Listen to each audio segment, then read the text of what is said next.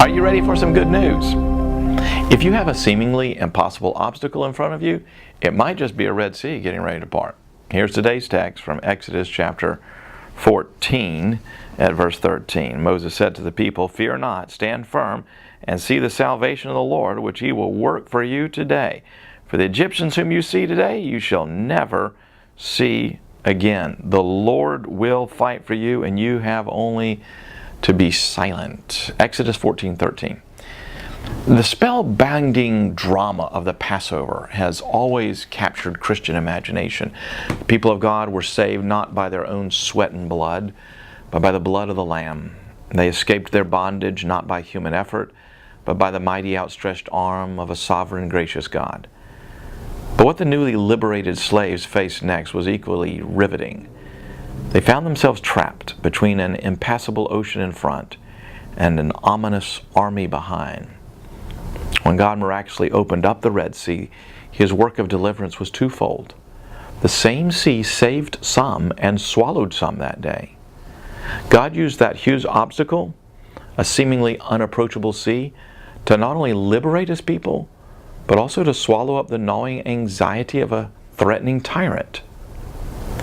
God in Jesus Christ is committed not only to save you from your sins, but able to swallow up the voice of condemnation that has dogged you all your life. God's grace saves, and God's grace heals. God's love liberates, and God's love casts out fear. See, God's prophetic promise through Moses to the seemingly trapped Hebrews is a powerful word for us today. Do not be afraid. Stand still. See the salvation of the Lord, which He will accomplish for you.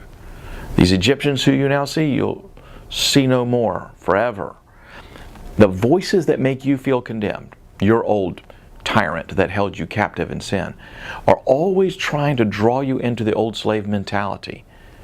You can't move forward. You aren't really free. You'll never reach the promised land. You're doomed by your past. These are the enemy's taunts to the saved child of God. But the cross of Christ that saves also silences such condemnation. The old Egyptian accuser struck fear in the hearts of the Hebrews that day, but God was going to do more than defeat the accuser. He was going to silence the voice of shame.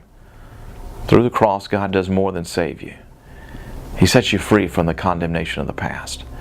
And that's the gospel. Well, that is today's daily devotional.